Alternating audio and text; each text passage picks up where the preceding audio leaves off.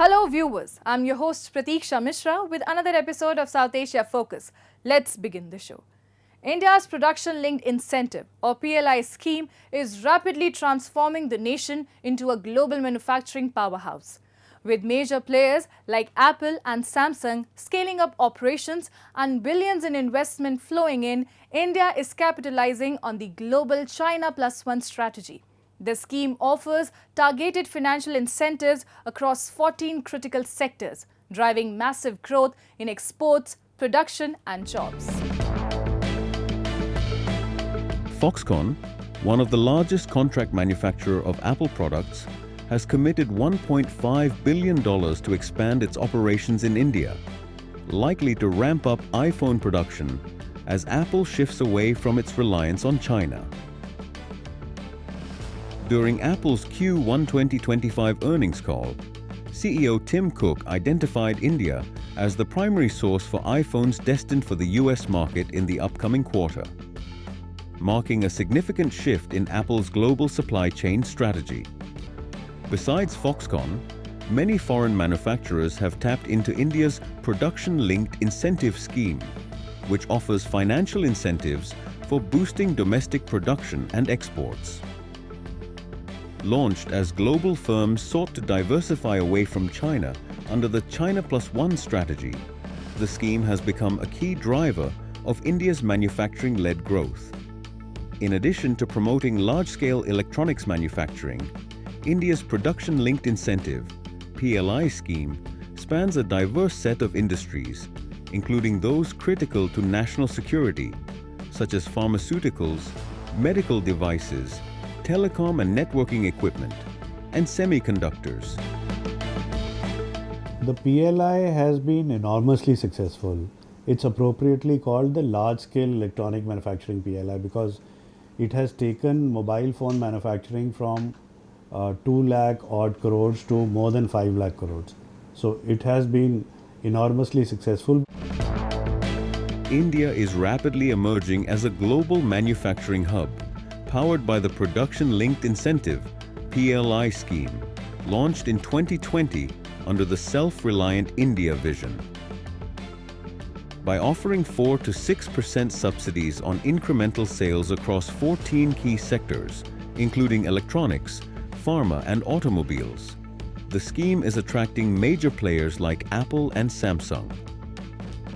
With $2.67 billion earmarked for electronics alone, India is positioning itself to capture a significant share of the $1.5 trillion global market. As of November 2024, the PLI scheme had approved 764 applications, including 176 from MSMEs, generating $18.72 billion in investment and $162.84 billion in production. This momentum aligns with the global China Plus One strategy as companies diversify supply chains away from China. India is seizing this shift as a golden opportunity, using targeted incentives and a strong policy push to transform into a global manufacturing powerhouse. The scheme was launched in the year 2020 and it has an outlay of 1.97 lakhs or around $24 billion of outlay, and it is available in 14 sectors. As a result of this scheme, we have achieved the production of $163 billion or 14 lakh crores of production and about 10 lakh jobs. The exports are to the extent of around 62 billion crores and 62 US billions, sorry, and investment is 1.6 lakhs or 19 billion. So this scheme is quite successful in this thing. India is rapidly emerging as a key pillar in the global technology supply chain, with flagship initiatives like the Production-Linked Incentive (PLI) scheme driving this transformation. Under the telecom and networking products segment of the PLI scheme, cumulative sales have reached $9.4 billion, with exports accounting for approximately 18.6% of this figure. Beyond boosting domestic manufacturing, the scheme has also generated employment for over 26,000 individuals. Encouraged by its success, the government has expanded the scheme to cover 11 additional telecom and networking products, further broadening the scope for companies to claim performance-based incentives. India's ambitions go beyond smartphones, targeting high-value sectors like semiconductors, batteries, and even drones. Powered by the PLI scheme and rising global demand for diversified supply chains, India is strategically leveraging its cost advantages, technical expertise, and proactive policy support to drive sustained economic growth. You see, when in 2014 or 15, the question used to be, who's manufacturing in India? But after the reforms and after the schemes, today the question is, who is not manufacturing in India? All companies who are participating in the Indian market are completely manufacturing in India. There is very marginal import and there is massive export of mobile phone also, over 2 lakh crores. India's transformation into a global manufacturing hub is no longer aspirational. It's underway. With robust policy support, rising exports, and major global players investing under the PLI scheme, India is firmly positioning itself as an indispensable pillar of the global electronics and tech supply chain. Let's now move to a tragic story from Pakistan's North Waziristan region, where a drone strike in Mir Ali has killed 4 children from a single family, leaving a community in mourning and demanding answers. While Pakistan's military denies any involvement, the grief and outrage on the ground tell a different story. Take a look. While Pakistan faces increasing scrutiny over its covert intelligence operations abroad, a deepening crisis is unfolding at home. A suspected drone strike in the Humruz area of Mir Ali, located in North Waziristan of Pakistan's Khyber Pakhtunkhwa, reportedly killed 4 children from a single family, igniting grief, anger, and calls for justice across the region. The attack, which local witnesses say struck civilians, also left 5 others injured. Grieving families and villagers blocked main roads, insisting that those responsible be held to account for what they describe as an unjustifiable targeting of innocents. میر نه دهشتګردي نه دهشتګردي خوښوي میر امن پسند خلک کی الله دې پر امیر بال بچ معاف کا خودنا لوړي وطن مې د پرورتنو پاشه تو نه سو وکړل نه را خو طرف ته طریقان شته میر سو وکي قیمت دولت کې کرته د ترغلی بچون مې وړ بچون مې ته یشي دي دغور مت ته بیان روزه بغیراتا خدای دې پر لشکي حال باندې مې را خو موکا کاني وي په دانه خو طرف ته میر تر الیارستانه. The Pakistani military's media wing, Inter-Services Public Relations, issued a rare statement condemning the civilian casualties, yet firmly denied any involvement, calling the allegations unfounded and misleading. But for residents of North Waziristan, these denials ring hollow. The region, a former hub for insurgent groups, has remained a powder keg despite repeated military operations. Locals point to a grim pattern, innocent civilians being sacrificed in a shadow war between militants and intelligence operatives, with Islamabad often accused of playing both sides.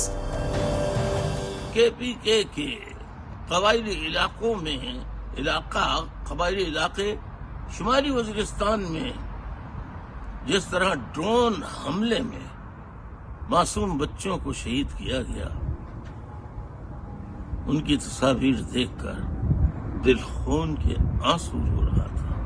ये क्या हो रहा है मुल्क पाकिस्तान में?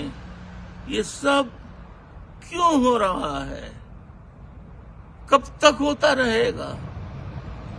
पाकिस्तानियों, आप सबको इस पर गौर करना होगा, वरना याद रखिए आप सबकी ये खामोशी जो है, ये जो लबबंदी है,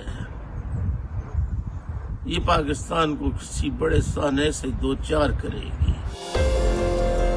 What unfolded in Mir Ali is not just a security failure. It is, many say, the direct consequence of a system where the state creates monsters and then bombs its own soil to prove it's fighting them. For residents of North Waziristan, the message is clear. They are caught in a war that their own government helped start and now claims to be trying to end.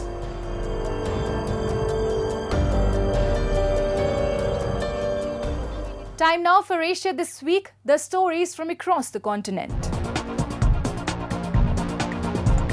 Taiwan's Computex Tech Show in capital Taipei brought together thousands of global participants with advanced AI technology and robotic systems on display. Computex was the first major gathering of computer and chip executives in Asia since US President Donald Trump threatened to impose tariffs to push companies to increase production in the United States.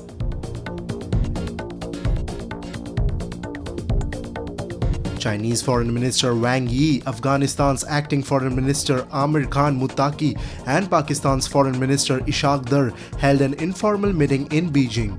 The meeting comes amid signs of a potential thaw in relations between Afghanistan and Pakistan. Last month, in a rare encounter with Dar, Muttaqi voiced concern over the deportation of tens of thousands of Afghans from Pakistan. Japan opened its largest ever arms show on May 21, a display that Defense Minister General Nakatani said marked the pacifist nation's deepening push for overseas defense cooperation and weapons exports. The Defense and Security Equipment International Japan exhibition near Tokyo showcased Japanese missiles, warships, and research into lasers and electromagnetic railguns. Moving on. The grim reality of life in Pakistan-occupied Jammu and Kashmir is now clearer than ever, as POJK activist Professor Sajjad Raza exposes rampant terrorism, political suppression and systemic neglect. With terror camps disguised in plain sight, rising public anger and a complete absence of healthcare infrastructure, POJK paints a harrowing picture. Once again, voices from within are calling for freedom from Islamabad, demanding an end to decades of exploitation. Take a look. Pakistan-occupied Jammu and Kashmir has for decades remained under the shadow of terrorism, violence and political suppression.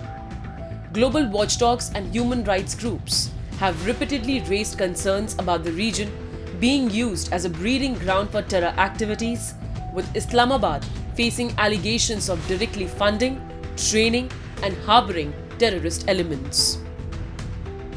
Recently, Professor Sajjad Raza, chairman of the National Equality Party Jammu and Kashmir, Gilgit-Baltistan and Ladakh, broke his silence yet again, shedding light on the troubling conditions in POJK.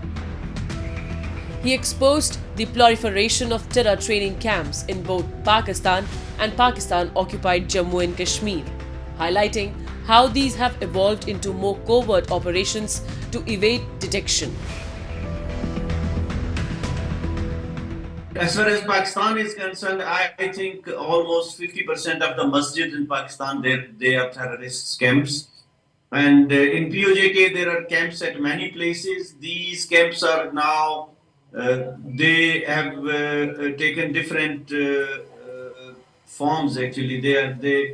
They are not typically, like a common person can't understand whether there is training being given at some place or not. But there are definitely many more camps in POJK, and in Pakistan there are hundreds of camps in Pakistan where the people are trained for terrorism and then to carry out the acts of terrorism. The rampant terrorism and repression in the region have fueled resentment among the local population. Decades of neglect, exploitation and broken promises by Pakistan have left the people of POJK disillusioned. Now, a growing number of voices in the region are demanding independence from Islamabad, seeing no future under Pakistani rule. is no doubt people from POJK do want freedom from Pakistan. Many years ago, there were three surveys which concluded that in between 70 to 75% people of POJK want independence from Pakistan. But now I think, as far as common people are concerned, not the elite class and these political puppets of Pakistan and bureaucracy and establishment. As far as the common people are concerned, I believe over 80%, in between 80 to 90% people don't want to stay with Pakistan. But the thing is, as previously I've been saying at many opinions, people don't see any light at the end of the tunnel. Pakistan's control over POJK has not only stifled voices for freedom but also led to severe underdevelopment. One of the most alarming aspects is the complete absence of healthcare infrastructure in these areas. There is no comparison between the facilities and development in mainland Jammu and Kashmir and Pakistani occupied Jammu and Kashmir. Now, there is not even a single hospital in POJK and Gilgit-Baltistan. About 6.57 million people live in these areas, and there is, I repeat once again, there is not a single hospital for this 7 million population. There are only small medical units with very basic medical facilities, and people with any complex medical needs or people with any serious conditions, they are always referred to Pakistan, to Rawalpindi, Lahore, Karachi, and Islamabad. And many people pass away while traveling to Pakistani hospitals. So this is the state of affairs as far as health is concerned. From growing terrorism to mass public discontent and collapsing public services, the situation in Pakistan-occupied Jammu and Kashmir remains dire. For decades, the region has been used as an asset by Pakistan's military and intelligence agencies, often at the expense of the local population. The unchecked spread of terrorism, growing cries for independence, and the absence of even the most basic public services expose a brutal truth. POJK has been sacrificed at the altar of Pakistan's strategic ambitions.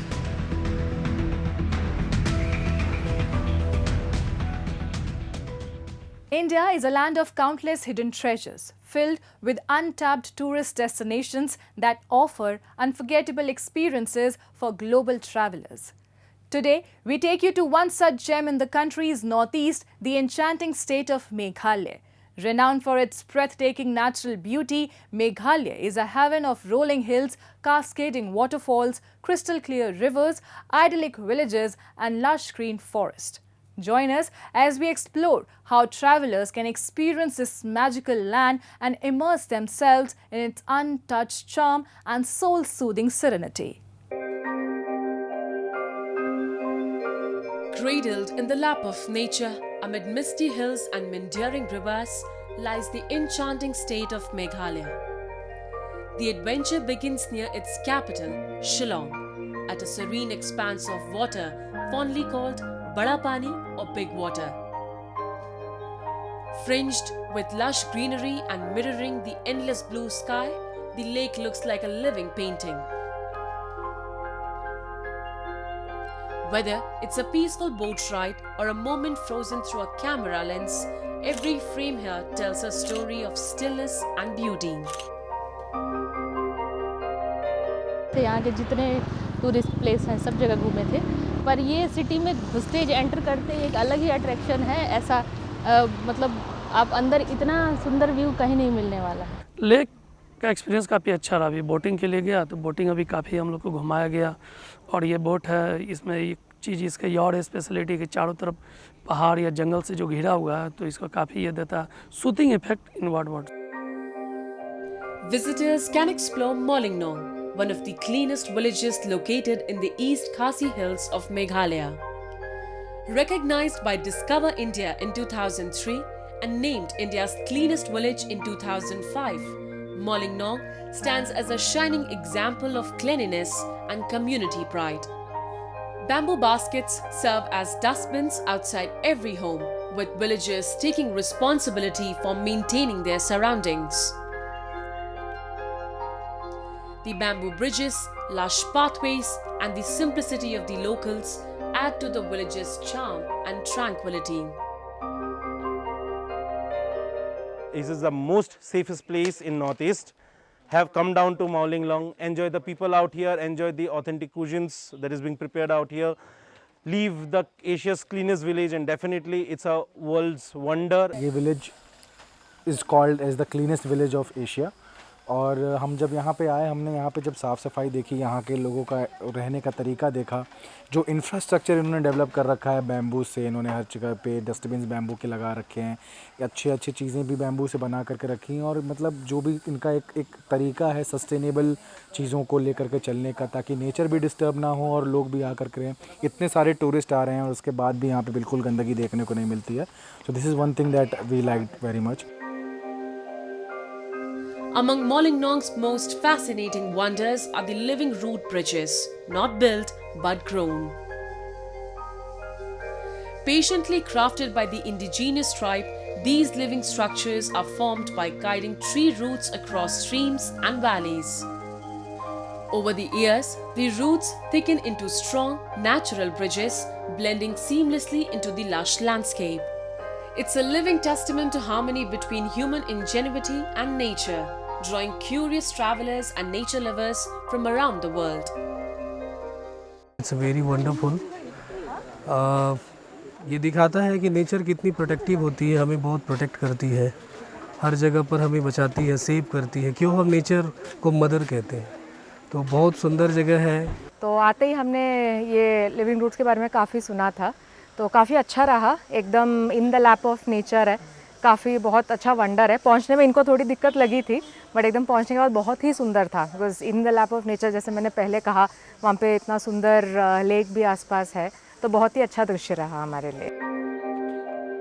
Situated on the India-Bangladesh border, the Dauki River is one of Meghalaya's most iconic attractions. Its crystal clear waters create the illusion that boats are floating in mid-air. Visitors flock here for glassy boat rides and to soak in the stunning natural scenery. बड़ा अच्छा लगा, बहुत अच्छा लगा, बहुत ही अच्छा लगा। हम दिल्ली में रहते हैं, वहाँ पर लाइफ जो है बड़ी बिजी, आप जानते हैं, पर यहाँ आके लगा कि नहीं, लोग बड़ा सुकून की ज़िंदगी व्यतीत कर रहे हैं, बड़े सिंपलिसिटी है यहाँ पर। These glimpses of amazing Meghalaya, rich in greenery, cleanliness and cultural charm, reveal a hidden world in Northeast India. Every moment here brings you closer to nature. More than just a travel destination, Meghalaya is a gentle reminder of how to live in harmony with the earth.